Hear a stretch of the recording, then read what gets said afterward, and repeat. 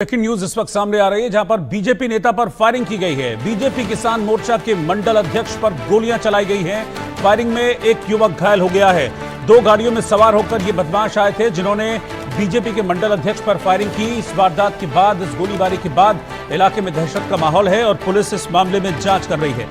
इस वक्त की बड़ी खबर आपको बता रहा हूं, राजस्थान के नीमराणा में यह वारदात सामने आई है, जहां पर बीजेपी नेता पर अटैक हुआ है। बीजेपी नेता पर फायरिंग की गई है। बीजेपी किसान मोर्चा के मंडल अध्यक्ष पर गोलियां दागी गई हैं। फायरिंग में एक और युवक घायल हुआ है। बीजेपी के किसान मोर्चा के मंडल अध्यक्ष भी इस फायरिंग में घायल हुए हैं। वारदात के बाद बदमाश जो दो कारों में सवार होकर आए थे वो फरार हो गए और इसके बाद जो घायल हैं उन्हें अस्पताल में भर्ती कराया गया।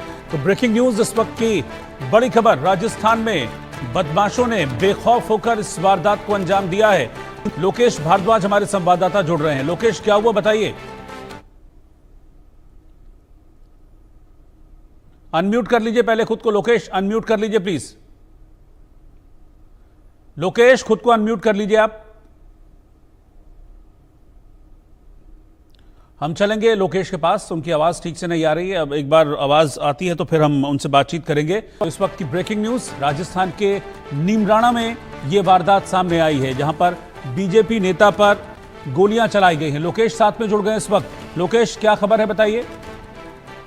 बिल्कुल, मैं बताना चाहूंगा कि यह करीब रात 10:30 बजे की घटना है। भारतीय जनता पार्टी की जो किसान मोर्चा है उसके मंडल अध्यक्ष बताया जा रहा है नरदेव, जिसके दोनों पैरों में गोली लगी है।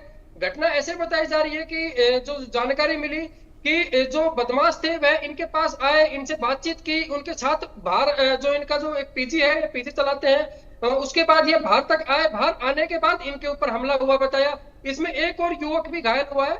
जैसे ही सूचना मिली, सूचना मिलते ही तुरंत Neemrana additional SP Sanniraj, DSP Sachin Sharma व थानाधिकारी राजेश मीणा मौके पे पहुंचे। जो घायल है उस घायल को अस्पताल, जो एक नीमराणा में सचखंड अस्पताल है, वहां इलाज के लिए ले जाया गया। वहां उसका उपचार जारी है।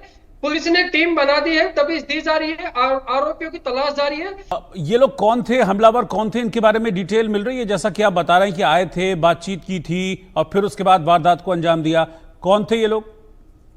बिल्कुल बिल्कुल, जैसे हमारी जो किसान मोर्चा के जो मंडल अध्यक्ष रहे हैं नरदेव, उनसे बात हुई। उनका यह कहना था कि उनके पास कोई कॉल आई, कॉल के जरिए उन्होंने कोई यह बताया जैसे हमें यह बताया जा रहा है कि यह बताया कि भाई उनसे कोई मिलने आया है, कोई मिलना चाह रहे हैं।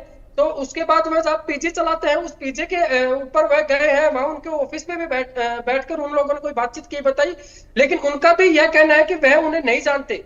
अभी यह पुलिस जांच का विषय है, लेकिन वहां से एक या दो गाड़ियां हैं जो जिनके पूरी तरह शीशे फोड़े हुए हैं, थाने लेके गई है। वही पुलिस अभी दबिश दे रही है, जांच कर रही है। अभी स्पष्ट नहीं हो पाया है। एडिशनल एसपी शालिनी राज ने बताया कि टीम बना दी गई है और पुलिस जांच कर रही है। जी ठीक है, शुक्रिया आपका जानकारी के लिए। हॉस्पिटल से कि सचखंड हॉस्पिटल में दो जनों को यहाँ पे एडमिट कराया गया है, जिसमें से अभी जब हम आके देखा है हमने, तो एक व्यक्ति है जिसके पैरों में किसी ने गोली मारी है। अभी मेरी उससे बात भी हुई, जानकारी हमने ले ली है उनसे। दूसरा जो व्यक्ति था उसके भी सर में किसी चीज़ से मार के चोट हुई है, उस पर फायर नहीं हुआ है दूसरे व्यक्ति पे। तो अभी इनसे जो भी हमें जानकारी प्राप्त हुई है, तो उसके आधार पे हमने टीम्स हमारी फील्ड में हैं, हमारी टीम्स जो आइडेंटिफाई करने की कोशिश कर रही है, मौके पे भी हैं और आगे की जो कार्रवाई